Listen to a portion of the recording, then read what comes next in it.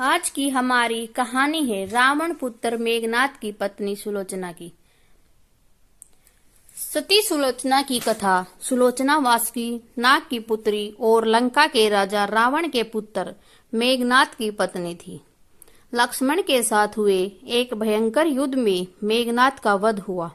उसके कटे हुए शीश को भगवान श्री राम के शिविर में लाया गया था।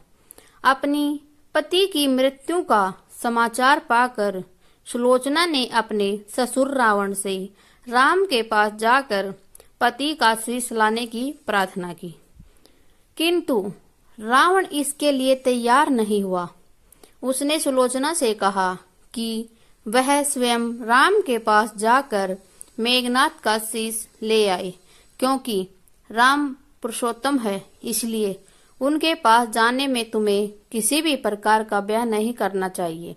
रावण के महापराक्रमी पुत्र इंद्रजीत मेघनाद का वध करने की प्रतिज्ञा लेकर लक्ष्मण जिस समय युद्ध भूमि में जाने के लिए प्रस्तुत हुए, तब राम उनसे कहते हैं, लक्ष्मण, रण में जाकर तुम अपनी वीरता और रण कौशल से रावण पुत्र मेघनाद का वध कर दोगे, इसमें मुझे कोई संदेह नहीं है। परंतु एक बात का विशेष ध्यान रखना कि मेघनाद का मस्तक भूमि पर किसी भी प्रकार न गिरे, क्योंकि मेघनाद एक नारीवर्त का पालक है। उसकी पत्नी परम पतिव्रता है। ऐसे साध्वी के पति का मस्तक अगर पृथ्वी पर गिर पड़ा तो हमारी सारी सेना का ध्वंस हो जाएगा और हमें युद्ध में विजय की आशा त्याग देनी पड़ेगी। लक्ष्मण अपनी सेना लेकर चल पड़े। समर भूमि में उन्होंने वैसा ही किया।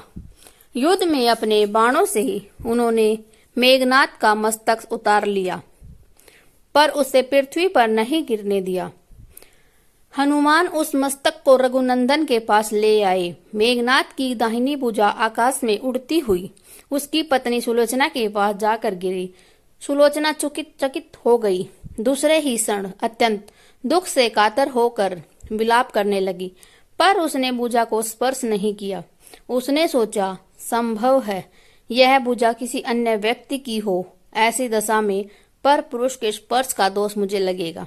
निर्णय करने के लिए उसने भुजा से कहा, यदि तू मेरे स्वामी की भुजा है तो मेरे पतिव्रत की शक्ति से युद्ध का सारा वृतांत लिख दे। भुजा में दासी ने लेखनी पकड़ा दी। लेखनी ने लिख दिया, प्राण प्रिय, यह भुजा मेरी ही है। युद्ध भूमि में श्री राम के भाई लक्ष्मण से मेरा युद्ध हुआ। लक्ष्मण ने कोई वर्षों से पत्नी अन्न निद्रा छोड़ रखी है। वे तेजस्वी तथा समस्त देवी गुणों से संपन्न हैं। संग्राम में उनके साथ मेरी एक नहीं चली। अंत में उन्हीं के बाणों से विद्ध होने से मेरा प्राणांत हो गया। मेरा शीश श्री राम के पास है। पति की भुजा लिखित पंक्तियां पढ़ते ही सुलोचना व्याकुल हो गई। पुत्र वधु के विलाप को सुनकर लंकापति रावण ने आकर कहा, शोक न कर पुत्री, प्रत्यय होते ही सशस्त्रों मस्तक मेरे बाणों से कट कट कर पृथ्वी पर लौट जाएंगे। मैं रक्त की नदियां बहा दूंगा। करुण चित्कार करती हुई सुलोचना बोली, पर इससे मेरा क्या लाभ होगा? पिताजी, सशस्त्रों नहीं, करोड़ों शीश भी मेरे स्वामी के शीश के अभाव की पूर्ति नहीं कर सकेंगे। सुलोचना ने निश्चय किया कि मुझे अब सती हो जाना चाहिए, किंतु पति का शव तो रामदल में पड़ा हुआ था। फिर वह कैसे सती होती? जब अपने ससुर रावण से उसने अपना अभिप्राय कहकर अपने पति का शव मंगवाने के लिए कहा, तब रावण ने उत्तर दिया, देवी, तुम स्वयं ही रामदल में जाकर अपने पति का शव प्राप्त करो। जिस समाज में बाल ब्रह्मचारी हनुमान, परम जितेंद्रिय लक्ष्मण तथा एक पत्नीवर्ती भगवान श्री राम विद्यमान है, उस समाज में तुम्हें जाने से डरना नहीं चाहिए। मुझे विश्वास है कि इन सतुत्य महापुरुषों के द्वारा तुम निराश नहीं लौटाई जाओगी। सुलोचना के आने का समाचार सुनते ही श्री राम खड़े हो गए और स्वयं चलकर सुलोचना के पास आए और बोले, देवी, तुम्हारे पति विश्व के अन्यतम योद्धा और पराक्रमी थे। उनमें बहुत से सद्गुण थे, किंतु विधि की लिखी को कौन बदल सकता है? आज तुम्हें इस तरह देखकर मेरे मन में पीड़ा हो रही है। सुलोचना भगवान की स्तुति करने लगी। श्री राम ने उसे बीच में ही टोकते हुए कहा, देवी मुझे लज्जित न करो। पतिव्रता की महिमा अपार है, उसकी शक्ति की तुलना नहीं है। मैं जानता हूँ तुम परम सती हो, तुम्हारे सत्वित से तो विष भी थराता है। आपने स्वयं यहाँ आने का कारण बताओ, बताओ कि मैं तुम्हारी किस प्रकार सहायता कर सकता हूँ। सुलोचना ने अश्रुपूरित नयनों से प्रभु की ओर देखा और बोली, राघवेंद्र मैं सती होने के लिए अपने पति का मस्तक लेने के लिए यहाँ पर आई हूँ। श्री राम ने शीघ्र ही ससम्मान मेघनाथ का शीश मंगवाया और सुलोचना को दे दिया। पति का छिन्न शीश देखते ही सुलोचना का हृदय अत्यधिक द्रवित हो गया। उसकी आंखें बड़े जोरों से बरसने लगी। रोते रोते उसने पास खड़े लक्ष्मण की ओर देखा और कहा, सुमित्रा नंदन तुम भूल कर भी गर्व मत करना कि मेघनाथ का वध मैंने किया है। मेघनाथ को धराशायी करने की शक्ति विश्व में किसी के पास नहीं थी। यह तो 2 पतिव्रता नारियों का भाग्य था। आपकी पत्नी भी पतिव्रता है और मैं भी पति चरणों में अनुरक्ति रखने वाली अन्य उपासिका हूँ। पर मेरे पतिदेव पतिव्रता नारी का अपहरण करने वाले पिता का अन्न खाते थे और उन्हीं के लिए युद्ध में उतरे थे। इसी से मेरे जीवन धन पर लोग सिधारे। सभी योद्धा सुलोचना को राम शिविर में देखकर चकित थे। वे यह नहीं समझ पा रहे थे कि सुलोचना को कैसे पता चला कि उसके पति का शीश भगवान राम के पास है।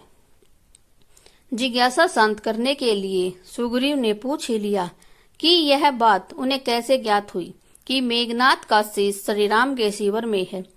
सुलोचना ने स्पष्टता से बता दिया, मेरे पति की भुजा युद्ध भूमि से उड़ती हुई मेरे पास चली गई थी, उसी ने लिखकर मुझे बता दिया। व्यंग्य भरे शब्दों में सुग्रीव बोले उठे, निष्प्राण भुजा यदि लिख सकती है तो फिर कटा हुआ सिर भी हंस सकता है। श्री राम ने कहा, व्यर्थ बातें मत करो मित्र, पतिव्रता के महामत्या को तुम नहीं जानते। यदि वह चाहे तो यह कटा हुआ सिर भी हंस सकता है। श्री राम की मुखकृति देखकर सुलोचना उनके भाव को समझ गई। उसने कहा, यदि मैं वन वचन और कर्म से पति को देवता मानती हूँ तो मेरे पति का यह निर्जीव मस्तक हंस उठे। सुलोचना की बात पूरी भी नहीं हुई थी कि कटा हुआ मस्तक जोरों से हंसने लगा। यह देखकर सभी दंग रह गए। सभी ने पतिव्रता सुलोचना को प्रणाम किया। सभी पतिव्रता की महिमा से परिचित हो गए। चलते समय सुलोचना ने श्री राम से प्रार्थना की कि भगवान आज मेरे पति की अंत्येष्टि क्रिया है और मैं उनकी सहचरी उनसे मिलने जा रही हूँ, अतः आज युद्ध बंद रहे। श्री राम ने सुलोचना की प्रार्थना स्वीकार कर ली। सुलोचना पति का सिर लेकर वापस लंका आ गई। लंका में समुन्दर के तट पर एक चंदन की चिता तैयार की गई। पति का शीश गोद में लेकर सुलोचना चिता पर बैठी और धधकती हुई अग्नि में कुछ ही क्षणों में सती हो गई। दोस्तों, आपको हमारी कथा कैसी लगी कमेंट बॉक्स में जरूर बताएं। कमेंट में जय माता जी लिखना न भूलें। धन्यवाद।